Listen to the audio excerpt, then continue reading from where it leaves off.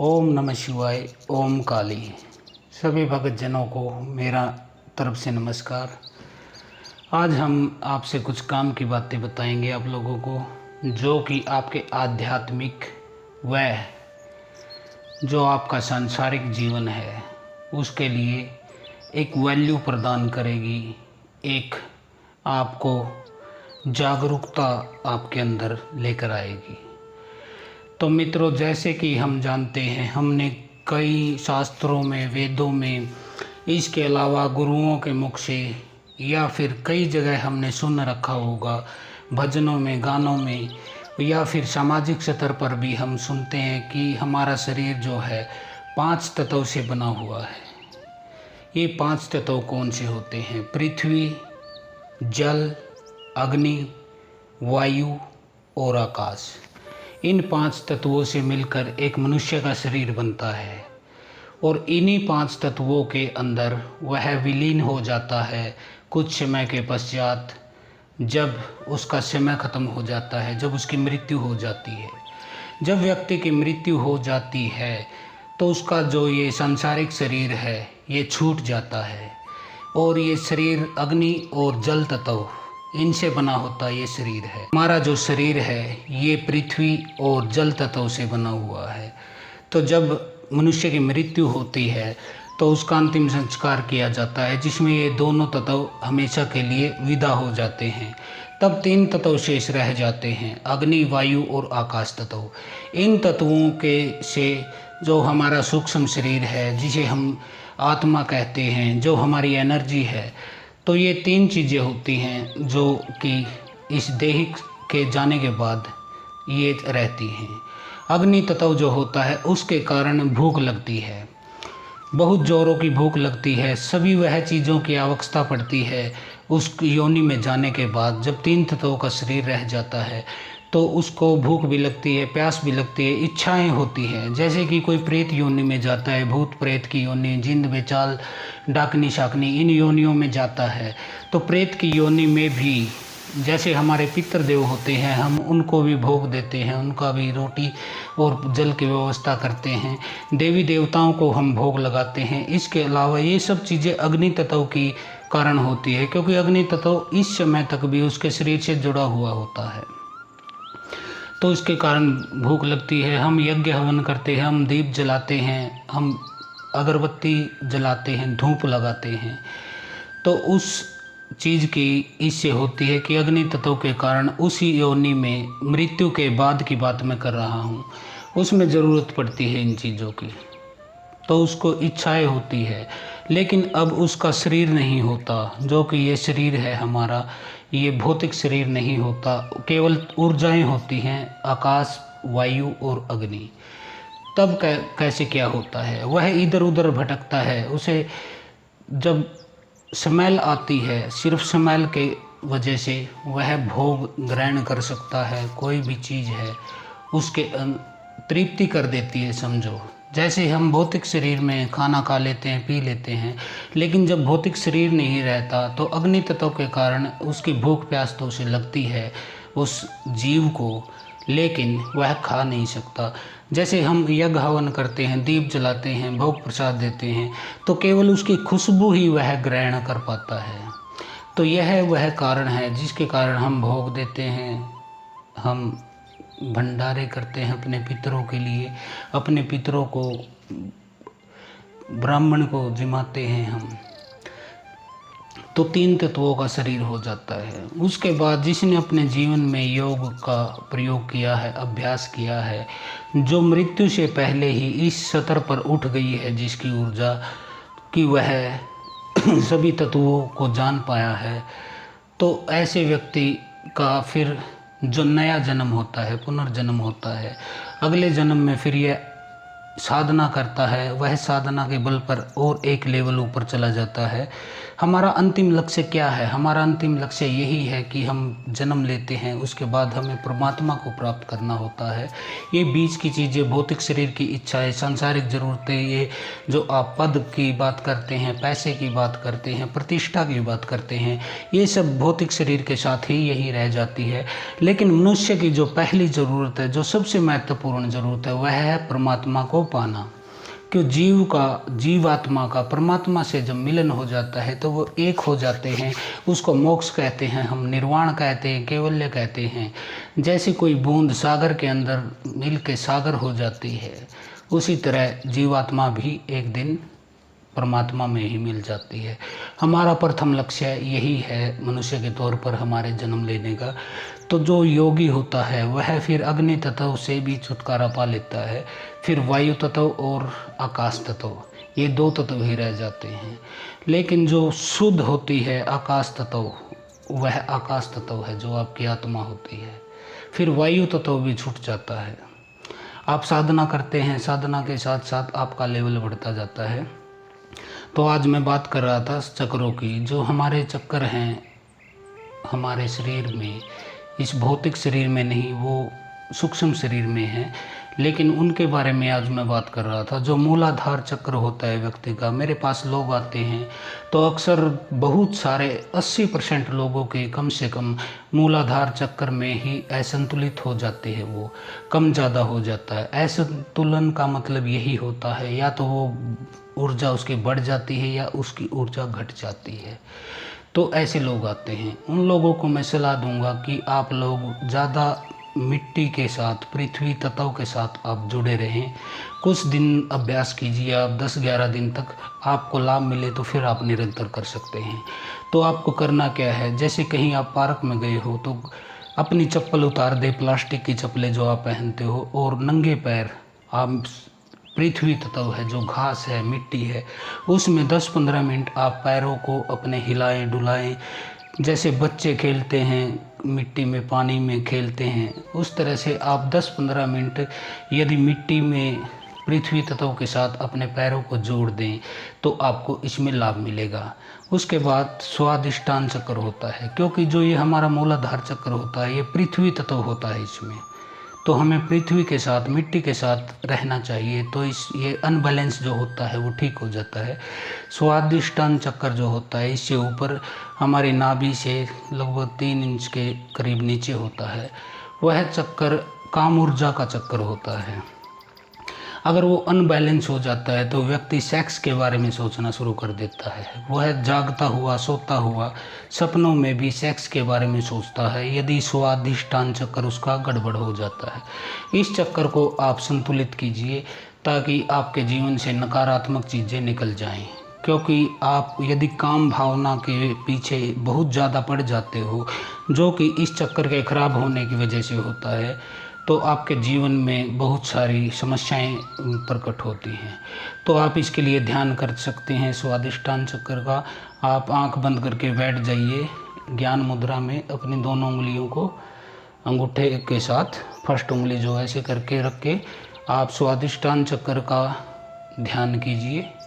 स्वादिष्टान चक्र में 6 पंखुड़ियाँ होती हैं और यह नारंगी रंग का होता है। तो आप इसका ध्यान कर सकते हैं। और इसका जो मंत्र है वम,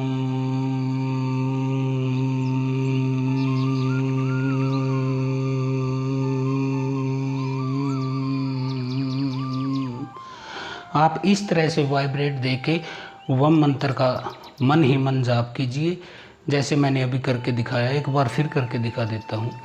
वम,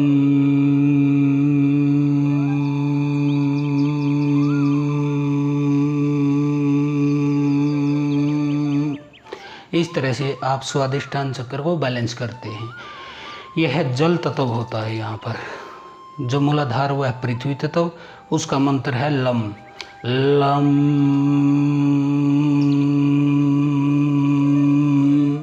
इसका मैंने बताया। इसके बाद आता है नाभि चक्र, जिसको हम मणिपुर चक्र भी कह देते हैं। इस चक्र के यदि असंतुलित हो जाता है तो आपकी पद प्रतिष्ठा और भय का माहौल आपके अंदर आ जाता है, पद प्रतिष्ठा आपकी छिन जाती है। इस चक्कर में यदि कोई एक्सीडेंट हो तो एकदम व्यक्ति का सबसे पहले यही चक्कर क्रैश हो जाता है, ख़त्म हो जाता है। क्योंकि भय का चक्कर, यहाँ पे भय का चक्कर होता है। यहीं पर हमारा अवचेतन मन जुड़ा होता है। सूक्ष्म शरीर जो जुड़ा हुआ हमारे शरीर से है वह इसी चक्कर पे जुड़ा होता है। अग्नि चक्र, यह अग्नि का स्थान है। मैंने आपको बताया कि मृत्यु के बाद केवल 3 तत्व रह जाते हैं। तो जो सबसे निचला तत्व अग्नि तत्व होता है, उससे ये नाभि चक्र से जुड़ा हुआ होता है। यदि सूक्ष्म शरीर किसी का बाहर निकल जाए तो एक पतला सा तार उसकी नाभि से उस सूक्ष्म शरीर को जोड़े रखता है, क्योंकि कई बार योगी जो होते हैं अपनी साधना से सूक्ष्म शरीर को बाहर निकाल लेते हैं, भौतिक शरीर को कुछ देर के लिए, कुछ समय के लिए छोड़ देते हैं। इस विधि को जो कामयाब कर लेते हैं वह परकाया प्रवेश भी कर सकते हैं। सूक्ष्म शरीर के सहारे हजारों किलोमीटर दूर जाकर कुछ ही क्षणों में वापस आ सकते हैं। तो यह चक्र महत्वपूर्ण है। इसका जो मंत्र है वह है यम। यम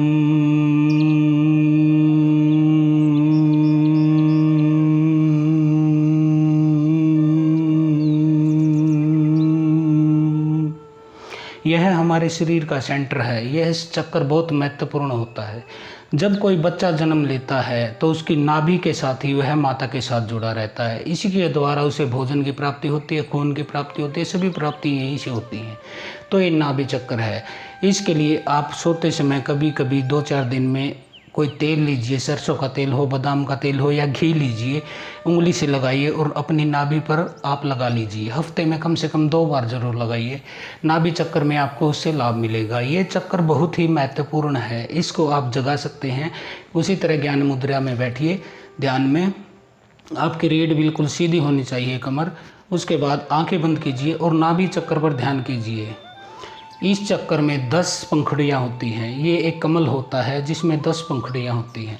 आप आंख बंद कर लीजिए इस तरह से और यम मंत्र का बार बार जाप कीजिए। यम।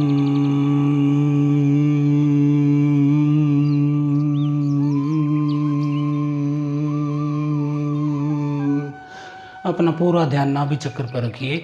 यहाँ से जो वायु होती है, हम श्वास लेते हैं तो आपको गहरी श्वास लेनी चाहिए यदि आपको इस चक्कर को संतुलित करना है। यह आपके शरीर की पेट की बीमारियों से जुड़ा होता है और जिसका पेट में दिक्कत आ जाती है, समझो वह बीमारी उसके शरीर को घर बनाने लगती है।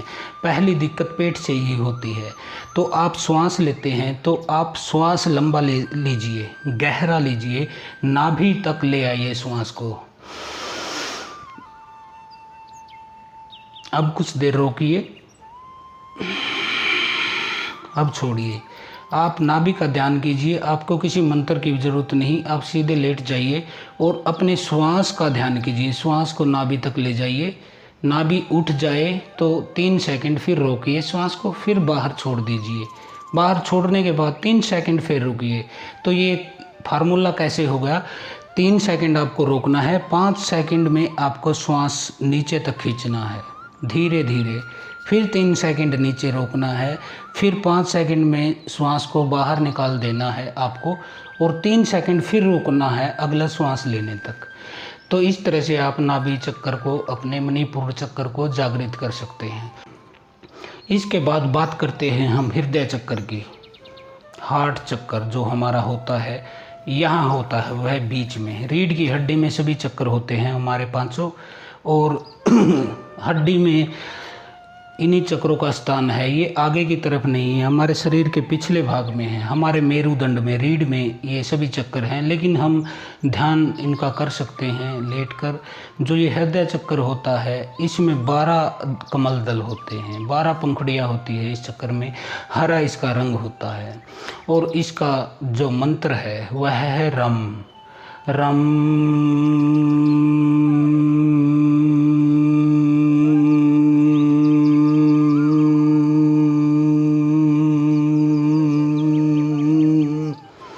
इस तरह से ये इसका रम का मंत्र आप जाप कीजिए।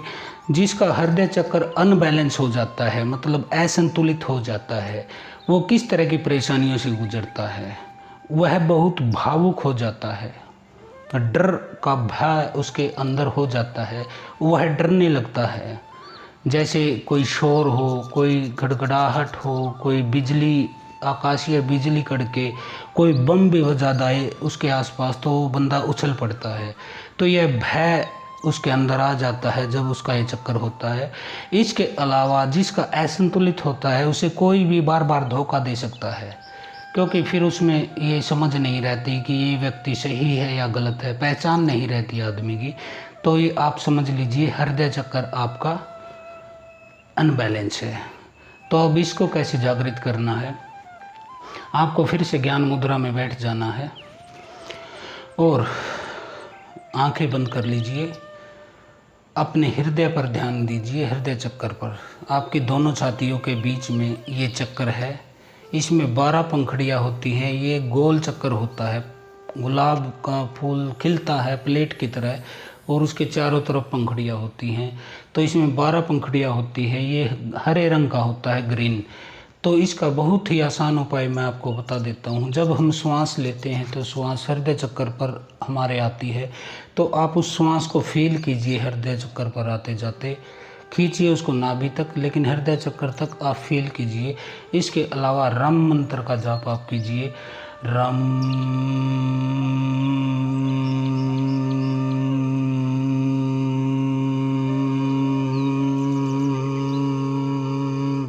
ऐसे वाइब्रेट करते हुए आप रम का जाप करेंगे।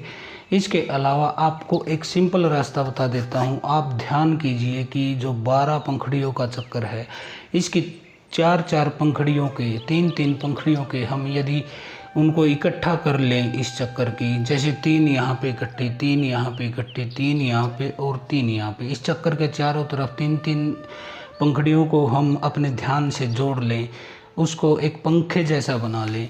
और फिर जैसे हमारी श्वास लेते हैं तो हम अनुभव करें, कल्पना करें, इमेजिनेशन करें कि हमारी श्वास के साथ उसकी पंखुड़ी पर श्वास टकराई और वो चक्कर घूमने लगा। धीरे धीरे आप श्वास ऊपर नीचे करते हैं, वह चक्कर तेज घूमता है, हरे रंग का वह चक्कर है। यदि आप ऐसे भी फील करें तो वो बैलेंस हो सकता है। आप यदि अपनी चेतना के द्वारा, अपने ध्यान के द्वारा, अपनी जो जागरूकता है उसके द्वारा इसको चक्कर को ऐसे घुमा दे, तो फिर आपको किसी मंत्र की भी ज़रूरत नहीं जपने की। आप इसको प्रैक्टिकल ही घुमा सकते हैं, अपने सिर्फ अपनी इमेजिनेशन से, अपनी कल्पना शक्ति से। आपके मन की जो शक्ति होती है वैसे घुमा सकती है। इसके बाद आता है जो हमारा विशुद्धि चक्कर, इसको बोलते हैं। गले का जो चक्कर होता है, कंठ चक्कर भी बोल देते हैं। ये जिसका जागृत हो जाता है वह जो आकाश तत्व होता है, ये आकाश तत्व का स्थान है। तो जो पूरे ब्रह्मांड के जो ज्ञान होते हैं उस व्यक्ति को उन ज्ञान का पता चलने लगता है। वह जो बोलता है वह सत्य होने लगता है, क्योंकि उसे पूर्व अनुमान होने लगता है कि क्या होने वाला है, उसे पहले ही पता चलने लगता है।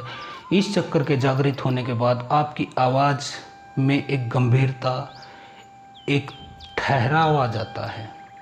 आप जो बोलते हैं उससे सामने वाला प्रभावित होता है। यह इस चक्कर का चमत्कार होता है।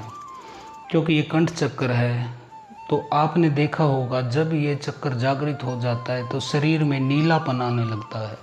जैसे कि देवी काली की आप तस्वीर देखिए, उनका जैसा रंग है, शिव भगवान का जो रंग है, ये विशुद्धि चक्कर जागृत यदि हो जाए तो आपके अंदर इतना ज्ञान आपको प्राप्त हो सकता है कि आप समस्त चीज़ों के कारण के बारे में आपको पता लग जाता है। तो ये होता है विशुद्धि चक्कर। यह भगवान विष्णु का स्थान कहिए, इसको गणेश का स्थान कहिए, माँ सरस्वती का स्थान कहिए।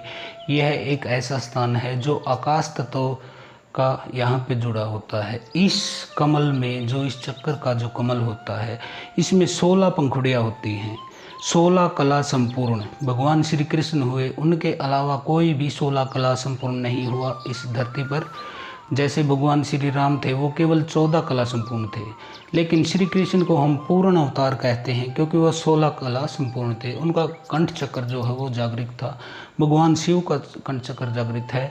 जितने भी आपने तस्वीरों में देखा होगा कि कोई भी वीर होता है, कोई देवता होता है जिसके गले में सांप होता है, तो उसका ये चक्कर जागृत हो जाता है। राजस्थान में कई लोग देवता हैं, जाहर वीर गोगा हैं, वीर तेजा जी हैं, इनके जो है सांप होता है इनकी तस्वीर में। तो विशुद्धि चक्कर जिसका जागृत हो जाता है तो आप यदि कहीं साधना करते हैं जंगल में, और जब आपकी ऊर्जा मणिपुर चक्र से उठकर जो आपकी कुंडलिनी शक्ति होती है, माँ काली की जो शक्ति होती है, वह यदि आपकी साधना के बल पर ऊपर उठती हुई सभी चक्रों को भेदती हुई जागृत करती हुई यहाँ पहुँचती है, तो विशुद्धि चक्र आपका जागृत हो जाता है। आपने कई साधनारत सन्यासियों को भी देखा होगा, जब ये चक्र जागृत होता है तो सांप आ जाते हैं वहाँ आसपास, क्योंकि सांप एक बहुत ही संवेदनशील प्राणी है। वह तुरंत ऊर्जा को, शक्ति को महसूस कर लेता है। बहुत समझदार प्राणी होता है वो। तुरंत यदि आप साधना करके विशुद्धि चक्र आप जागृत करते हैं तो वह तुरंत आकर आपके गले से लिपट जाएगा, शिवलिंग से लिपट जाता है। आपने देखा होगा, वीडियो भी डालते हैं लोग, आपने प्रत्यक्ष भी देखा होगा। तो यह विशुद्धि चक्र का कमाल है।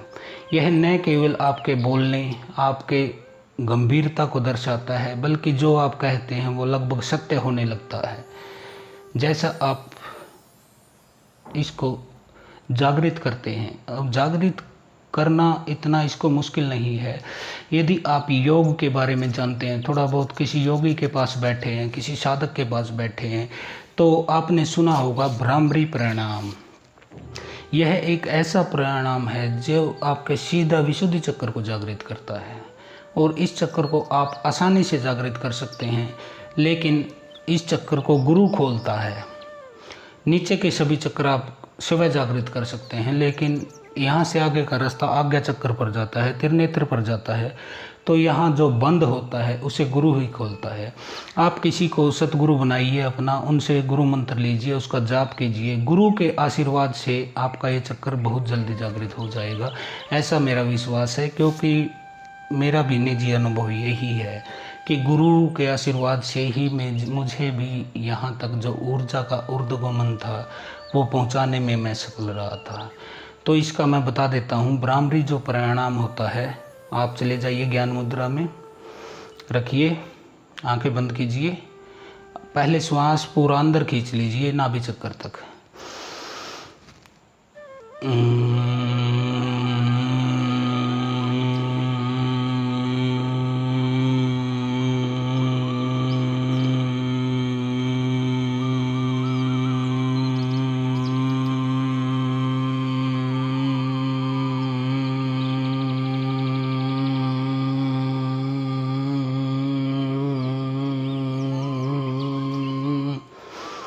ये प्राणायाम है भ्रामरी प्राणायाम।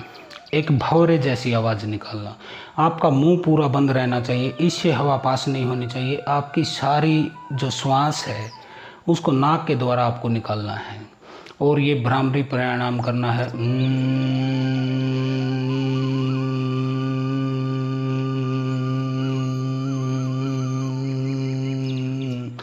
जितनी देर आप श्वास रोक सके उतना आप इसको कीजिए।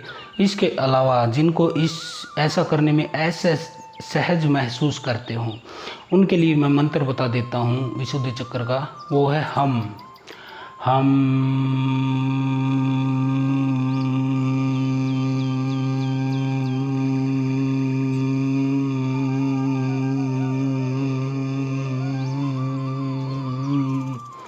ये हम मंत्र का आप जाप कर सकते हैं, और गुरु की कृपा से आपका ये चक्कर भी खुल जाता है, ओपन हो जाता है, एक्टिवेट हो जाता है। फिर आता है आज्ञा चक्र। जब ऊर्जा यहाँ तक आती है, कुंडली की ऊर्जा, तो आपको समस्त चीज़ों का ज्ञान हो जाता है, दिव्य दृष्टि प्राप्त हो जाती है। आप किसी का भी भूत भविष्य वर्तमान देख सकते हैं, सब कुछ आप जान सकते हैं। पुनर्जन्म के बारे में जान सकते हैं, अपने पिछले जन्म देख सकते हैं। इस चक्कर की तो महिमा का गुणगान करते हुए मेरी सारी आयु चली जाएगी, पर बता नहीं पाऊंगा, तो इसका मैं बता देता हूँ। इसका मंत्र जो होता है वो ओम होता है। आंखें बंद कर लीजिए, श्वास पर ध्यान दीजिए, और ओम का मन ही मन, मानसिक ओम,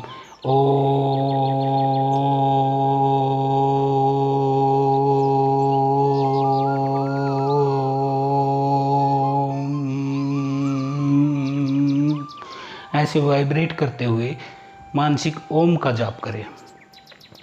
तो ये आज्ञा चक्र। इसके बाद सहस्त्रार चक्र होता है। आज्ञा चक्र में 2 ही पंखुड़ी होती हैं। सहस्त्रधार चक्र जो है 1000 पंखुड़ियाँ होती हैं इस कमल में, और ये आपको ब्रह्मांड की ऊर्जा से जोड़ता है।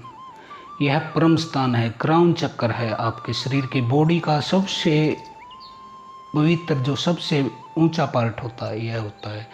तो साधना, जो योग साधना होती है, उसका मकसद होता है मूलाधार चक्कर से कुंडली की शक्ति, जो कुंडली आपकी रीढ़ की हड्डी पर 3.5 फेरे लगाकर सोई हुई है, जो एक सर्प के रूप में बताते हैं, जो जानते हैं वो कहते हैं कि यह एक सर्प के समान है, और ये रीढ़ की हड्डी से सभी चक्रों को बेचती हुई सहस्त्रार चक्कर वो नीचे काली का स्थान है, मूलाधार चक्कर, देवी काली वहाँ बैठी, यहाँ पर कहते हैं भगवान शिव का स्थान है। तो ये मिल जाती है यहाँ पे शिव से शक्ति, तो उस समय आपकी कुंडली जागृत हो जाती है, सभी चक्कर जागृत हो जाते हैं। आप एक व्यक्ति नहीं रहते, आप एक देवता हो जाते हो, ऐसा लोग मानते हैं, कहते हैं। और इनको जगाने की सभी मैंने आपको विधियाँ बताई हैं। आप इस चक्कर को जगाने के लिए अपनी श्वास का प्रयोग कर सकते हैं। श्वास यहाँ से जाती है, यहाँ आज्ञा चक्कर तक पहले श्वास जाती है। यहाँ से आप कल्पना कीजिए, महसूस कीजिए श्वास लेते समय कि यह वायु आपके सहस्त्रार चक्कर तक जा रही है। देखिए ऐसे श्वास लीजिए, यहाँ एक स्टॉप लगता है श्वास का, फिर सीधी यहाँ तक पहुँच जाती है। आप फील कीजिए, आप श्वास छोड़े तो ये फील कीजिए कि सहस्त्रार से होती हुई निकल गई, यहाँ से होती हुई यहाँ निकल गई। उस समय यहाँ का ध्यान कीजिए। आप इसको सहस्त्रार चक्कर को आप बहुत जल्दी जागृत कर सकते हैं, क्योंकि ये एक्टिवेट होता है ऑटोमेटिक। क्योंकि जब तक हम ब्रह्मांड की ऊर्जा से, शक्ति से, परमात्मा की जो शक्ति है, प्रकृति की जो ऊर्जा है, तो उसका स्थान यही होता है, यहीं से कनेक्ट होती है। जब हम ध्यान में होते हैं या सो जाते हैं या समाधि में जाते हैं, तो यहीं से ऊर्जा हमारे शरीर के जो खराब पार्ट हैं, जो नेगेटिविटी है, उसको निकाल बाहर करती है। हम जब गहरी निद्रा में सोते हैं, सुबह ब्रह्म मुहूर्त के टाइम 3 से 5 के बीच 2 घंटे ऐसे गहरी निद्रा के होते हैं, जिसमें आपके शरीर का तापमान 2 डिग्री तक कम हो जाता है।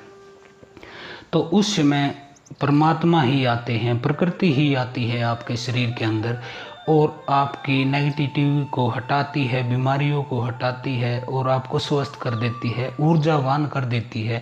इसीलिए कहते हैं कि हर रात के बाद एक सुबह आती है, तो आप तरोताज़ा होकर उठते हैं। यह एक कृपा होती है। जब आप बिल्कुल गहरी निद्रा में चले जाते हैं, मैं भाव खत्म हो जाता है, मन में विचार नहीं होते हैं, उस समय परमात्मा का आगमन प्रतिदिन आपके अंदर होता है। तो जो बीमार रहते हैं लोग, जो परेशान रहते हैं, उनको ठीक से नींद नहीं आती, इस वजह से प्रकृति अपना काम नहीं कर पाती और वो ठीक नहीं हो पाते हैं। तो यही कारण होता है कि कोई डॉक्टर जब आपको औषधि देता है, तो वह नींद की औषधि भी आपको साथ देता है, या कहता है कि गहरी नींद में जब तक इंसान न सोए तब तक औषधि पूरा असर नहीं करती। बात औषधि की नहीं है, बात उसके साथ प्रकृति की भी है। जो प्रकृति हमारे अंदर जाती है गहरी निद्रा में जाने के बाद, जब हमको समय का पता नहीं होता है। 4 अवस्थाएं होती हैं मनुष्य की। एक जागृत अवस्था है, जो अभी मैं बोल रहा हूँ। एक स्वप्न की अवस्था होती है, जिसमें आप सपना ले रहे होते हैं, ना आप पूरे सोए हैं, ना आप जाग रहे हैं।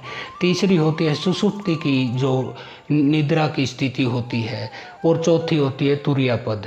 तो ये 4 स्थितियां होती हैं। तो आपको जागृत में तो आपको कुछ चक्कर है ही नहीं, स्वप्न में भी पूरे सोए नहीं हैं, सुषुप्ति में आप सोते हैं और आप करवट बदलते रहते हैं। कई लोग मेरे पास आते हैं जो कहते हैं कि मैं सोता हूँ। मैं कहता हूँ आप रात को 5 बार करवट बदलते हो और 70% टाइम आप सपने देखते रहते हो, तो आप सोए कहाँ? और जब तक आप नहीं सोते हैं तब तक प्रकृति को मौका नहीं मिलता आपके इन चक्रों को बैलेंस करने का, इनको ठीक करने का कोई मौका उन्हें नहीं मिलता है। तो ये 4 अवस्थाएं होती हैं। जब आप तुरीय अवस्था में होते हैं, जो तुरीय पद भी बोला जाता है, जिसको शास्त्रों में, ग्रंथों में, उस स्थिति में परमात्मा आ सकता है आपके अंदर। तुरीय स्थिति को आप ध्यान के द्वारा भी प्राप्त कर सकते हैं। जैसे हम योगी लोग ध्यान लगाते हैं तो हम तुरीय अवस्था में पहुंच जाते हैं। प्रकृति को समर्पण कर देते हैं कि ये शरीर हमारा नहीं है, आप करो जो करना है। प्रकृति हमारे शरीर में सहस्त्रार चक्र से आती हुई पूरे शरीर की व्यवस्था को ठीक करती है, प्रतिदिन करती है। तो आप ध्यान के द्वारा भी कर सकते हैं। और गहरी निद्रा यदि आपको मिल जाए 2 घंटे की भी पूरी रात में, तो आप अच्छे से कर सकते हैं। इसके लिए यदि आप ठीक से सो नहीं पाते तो आप योग निद्रा का अभ्यास कर सकते हैं। योग निद्रा की काफ़ी वीडियो यूट्यूब पर पड़ी हैं, आप कोई भी चला कर देख सकते हैं। हमने भी डाल रखी है योग निद्रा की वीडियो। आपको हेडफोन लगाना होता है और आंखें बंद करके निर्देशों का पालन करना होता है। 20-25 मिनट की वीडियो होती है, उसमें आप योग निद्रा को प्राप्त कर लेते हैं।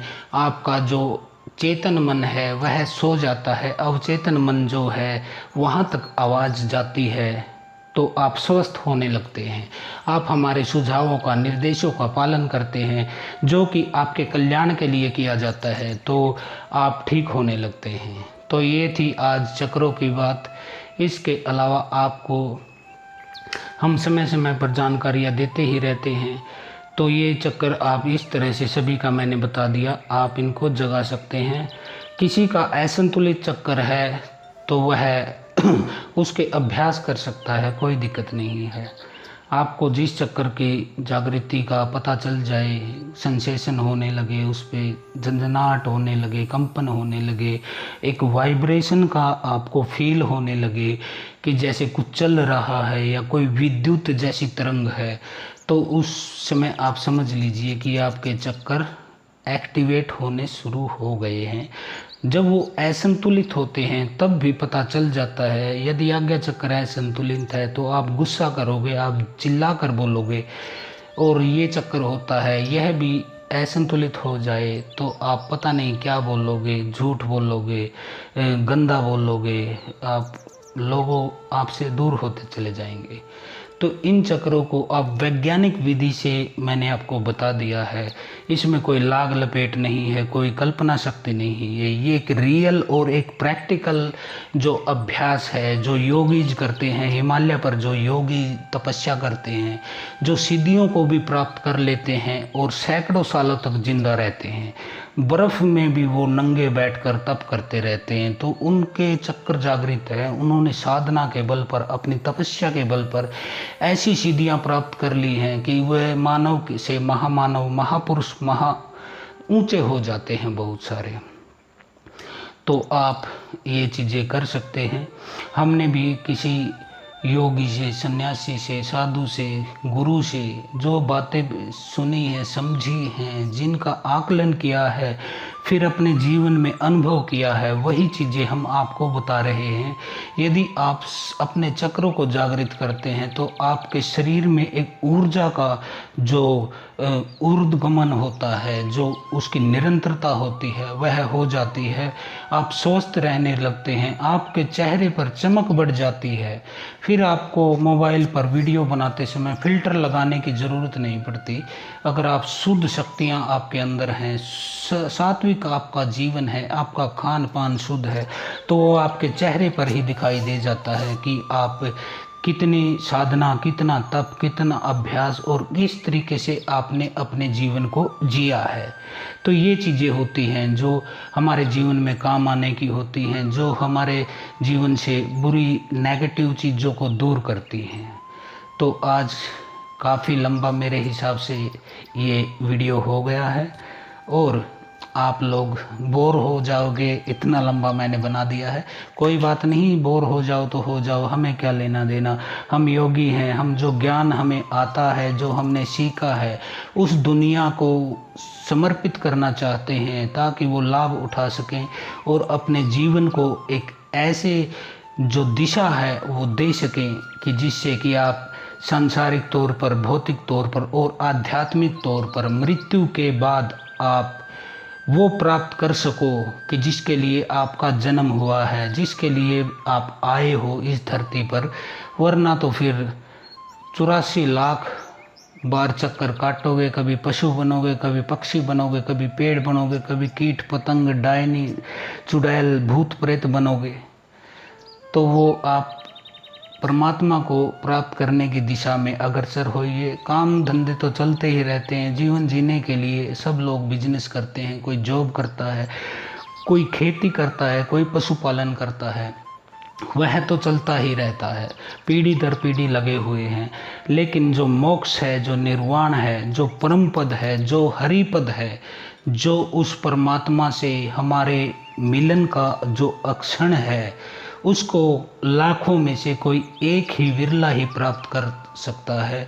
ऐसा हमारे गुरुओं ने, कबीर साहब हुए, गुरु नानक हुए, रविदास हुए, मीराबाई हुए, योगेश्वर श्री कृष्ण हुए, गोरखनाथ हुए, भगवान आदिदेव शिव तो हैं ही, जो समस्त ज्ञान का, समस्त बातों का, समस्त तंत्र का, समस्त शास्त्रों का, वेदों का जो ज्ञान है वो भगवान शिव के अंदर है। और उन्हीं की कृपा से हम लोग लगे हैं इस सनातन धर्म की जो अच्छी चीज़ें हैं, जिनको हम कह सकते हैं कि यह धर्म से परे भी मनुष्य को लाभ देने वाली हैं। इनको इस्तेमाल करके कोई जो हिंदू धर्म को, सनातन धर्म को मानता भी नहीं वह व्यक्ति भी लाभ उठा सकता है। और हमारे हिंदू जो भाई हैं, सनातनी हैं, वो तो क्योंकि श्रद्धा भी उनकी भगवान शिव में है, वो तो बड़ी आसानी से ही इन बातों को अपने जीवन में उतार सकते हैं। उनको तो कोई अड़चन ही नहीं आएगी, क्योंकि जो उनका धर्म है, जो मार्ग है, जो उनकी सनातन परंपरा है, वह यही है। भगवान शिव और देवी काली की कृपा से हमें जो हमारे चक्रों से जागृत होने के बाद जो ज्ञान प्राप्त हुआ है, जो ऊर्जा प्राप्त हुई है, जो शक्ति प्राप्त हुई है, उससे हम आपको एक एक चीज़ से रूबरू कराएंगे। आपके जीवन में नकारात्मक ऊर्जा का विनाश होना चाहिए, निकलनी चाहिए। सकारात्मक ऊर्जा, जो पॉजिटिव थॉट्स हैं आपके जीवन में, वह सब आनी चाहिए। आप दुनिया में दिखाइए कि हम उस सनातन धर्म से हैं जिसने हजारों सालों से ऐसे ऐसे योगी, ऐसे ऐसे ऋषि मुनि इस धरती पर पैदा किए हैं। महात्मा बुद्ध, महावीर, ऐसे विरले हमारे यहाँ पे योगी पैदा हुए हैं, जिनने कि पूरे संसार को दीपक दिखाया है, ज्ञान का दीपक दिखाया है। सत्य की जो ज्योत है उसको हाथ में लेकर चले हैं। सत्य की ध्वजा को, सत्य के झंडे को कभी उन्होंने झुकने नहीं दिया है। एक के बाद एक जो है योगी हैं, जो महात्मा हैं, जो संत हैं, जो सच्चे खोजी थे परमात्मा के, वो इस भारत की भूधरा पर प्रकट हुए हैं, जिन्होंने इस दुनिया को अद्वैत का, एक परमात्मा का जिन्होंने महसूस कराया है, जिनकी जो समझ है उसको आजकल के पढ़े लिखे लोग भी उन चीज़ों को आज तक महसूस कर रहे हैं। जो संदेश वो दे के गए थे वो आज भी अपरिहार्य नहीं हुए हैं, आज भी वो काम की चीज़ हैं।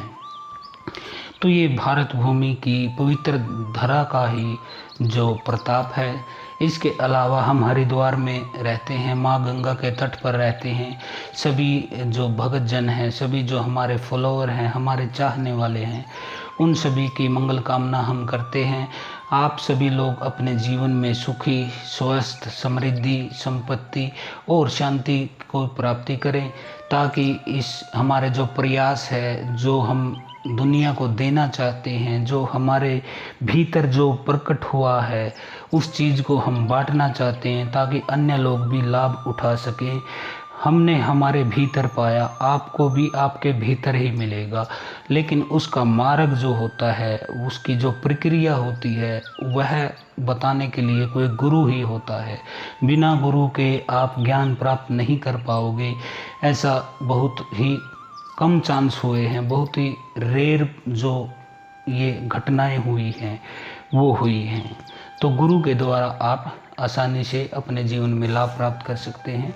आप किसी को भी गुरु बनाइए, लेकिन देखिए कि उस गुरु के अंदर स्वयं परमात्मा है या नहीं, उसको अनुभव है या नहीं, या फिर वो किताबी ज्ञान फैला रहा है। परमात्मा की अनुभूति होने के बाद उसके चेहरे को देखकर आप महसूस कर सकते हैं कि उनके पास बैठने में ही शांति मिल जाती है। भले ही वह बिल्कुल मौन हो, कुछ बोलते नहीं हो, कुछ कहते नहीं हो, लेकिन जो सतगुरु होते हैं, जो संत होते हैं, उनके पास का जो मौन है, उस मौन में भी आपको शांति मिलती है। और उनके वचनों का तो कहना ही क्या, उन वचनों के द्वारा आपका मन शीतल होता है। आपको अध्यात्म की दुनिया में एक मार्ग की प्राप्ति होती है, एक रास्ता आपको मिल जाता है कि आप अपने जीवन को उस रास्ते पर लेकर चलें कि जिस पर आपकी उन्नति हो, अध्यात्म की उन्नति हो, आपके स्वास्थ्य की उन्नति हो, आपका जो कारोबार है, परिवार है, आपके जो संबंध हैं, वो सब लोग सुख और शांति समृद्धि से रह सकें। आप उनके प्रेरणा स्रोत बन सकें, उनके लिए आप मार्ग एक दिखा सकें कि इन पद चिन्हों पर अब आप चल सकते हैं। मैंने अपने प्रयास से, अपने तप से, अपनी साधना से ये रास्ता दिखा दिया है दुनिया को और पहुंच गए। इसीलिए कहते हैं कि जो सूरमा होता है वह अपने पद चिन्ह खुद बनाता है, लोग तो दूसरे के पद चिन्हों पर चलते हैं। तो सूरमा जो होता है वो पद चिन्ह छोड़ता चलता है। इस जो ज्ञान रूपी जो रेखा है, ये धरती है, जो ये रेत है, उस पर वह अपने पद चिन्ह छोड़ता चलता है। लोग उसके पद चिन्हों को देखकर उन पर पैर रख रख कर उस मार्ग तक पहुंच जाते हैं जो मंजिल होती है, जहां पर आपके जीवन का सर्वोत्तम जो लक्ष्य है, परमात्मा की प्राप्ति का, मोक्ष की प्राप्ति का, कैवल्य की प्राप्ति का, जिसको महानिर्वाण कह सकते हैं, शून्य कह सकते हैं, कि उसके बाद न आपको दोबारा जन्म लेना पड़े, न ही इस धरती पर सुख दुख के फेर में, चक्कर में, स्वर्ग नरक, पाप पुण्य, धूप छावा, बारिश धूप, ऐसे चक्कर में आपको अंधेरे उजाले, बुरे अच्छे, नेगेटिव पॉजिटिव के चक्कर से आपको छुटकारा मिले, आवागमन से आप छूट जाओ और उस पद को पालो जहाँ से फिर वापस नहीं आना, कैवल्य को प्राप्त हो जाओ। जो बूंद है वो सागर में मिल जाए तो फिर क्या कहने, फिर तो कोई उपाय ही नहीं, कोई रास्ता ही नहीं, उससे आगे तो वो हमारी बुनियाद है, हमारी हद है, हमारी सीमा वहाँ जाके ख़त्म हो जाती है। तो वहाँ तक तो कोई कोई जो करोड़ों में से कोई एक है वह पहुँचा है। महात्मा बुद्ध, महावीर और जो गुरु नानक, गुरु कबीर, रविदास, इन्होंने सत्य को पाया, अपने भीतर पाया। दादू थे, इन्होंने अपने भीतर पाया, इन्होंने कहीं चक्कर नहीं काटे, ये तो जहाँ बैठ गए तो अपने भीतर ही इन्होंने परमात्मा को पाया है। कबीर तो चद्दर बुनते बुनते उन्होंने राम को पा लिया। तुलसीदास थे, उन्होंने सांप से चढ़ते चढ़ते ऐसा उनको जो है वो समय आया, जो गुरु के शब्द की चोट होती है वो लगी, उन्होंने ज्ञान को पाया। वाल्मीकि थे, उनको डाके मारते मारते, वो डाकू थे, तो डाके मारते मारते गुरु के शब्द की जब चोट लगी तो उन्होंने सब छोड़ दिया और कहने लगे कि मंत्र जो है, राम राम का मंत्र उन्हें दिया था उनके सतगुरु ने, लेकिन अनपढ़ होने की वजह से वो राम राम राम राम जपते जपते मरा मरा जपने लगे। मरा मरा मरा मरा, 3 बार मरा कहने से 2 बार राम कहा जाता है। तो उसी से नाम की जो शब्द रूपी नाव होती है, उसी से वाल्मीकि जी मझधार से, इस भौर सागर से पार हो गए और उन्होंने अपने जीवन को ऐसा अमर कर लिया कि आज हम लोग उनकी पूजा करते हैं। गुरु नानक देव ने अपने हृदय से जो है उनके साधना जो उन्होंने की, प्रेम का जो उन्होंने दुनिया को संदेश दिया, उससे उन्होंने एक अमरत्व को प्राप्त कर लिया और विलीन हो गए उस सागर में बूंद बनकर, जहाँ से सबको जाना होता है। तो इस तरह से हमारे भूभाग पर ये हुआ है। हम भी अपने आदर्श उन्हीं पूर्वजों को मानकर हम अपने जीवन में अध्यात्म की उस नदी में एक सत्य रूपी नाव चलाएं कि जिस पर हम बैठकर भवसागर से तिर जाएं। ऐसी कामना हमें करनी चाहिए और उस परमात्मा बाबा भोलेनाथ और देवी काली की जो संयुक्त शक्ति है, जो अर्धनारीश्वर है, जो पुरुष और प्रकृति का जो गठजोड़ है, उसको हमें सदैव धन्यवाद देना चाहिए कि आपके जीवन में हमारे आपने हर चीज़ वह दी है जिसकी हमें ज़रूरत थी। हमें आपकी कृपा से खाना, कपड़े, जो हमारे शरीर पर जो छत है वो उस परमात्मा की ही देन है। हमें सदा ही उसका धन्यवाद देते रहना चाहिए, बार बार उनके प्रणाम करना चाहिए कि आपकी वजह से हमें जीवन जीने का मौका मिला, हम इस पृथ्वी पर आए। लेकिन अब हम आपके पास ही, आपके अंदर ही समाना चाहते हैं, विलय करना चाहते हैं आपके साथ। हमने यहाँ पे आए, देख लिया, काम देख लिया, क्रोध देख लिया, लोभ देख लिया, अहंकार देख लिया, मद देख लिया, पद देख लिया, धन देख लिया, माया देख ली, सब कुछ तो देख लिया। अब हम अंत में हे पूर्ण परमात्मा आप में ही समाना चाहते हैं, हम मोक्ष को प्राप्त करना चाहते हैं। इस कामना के साथ आप भगवान से प्रार्थना करते रहिए, आपके जीवन से अनेक नेगेटिविटी स्वयं ही दूर हो जाएंगी। तो आज के लिए इतना ही। हर हर महादेव। ओम काली। शिवानंद आश्रम ट्रस्ट की तरफ से मैं योगी आनंद आप सभी लोगों को नमस्कार।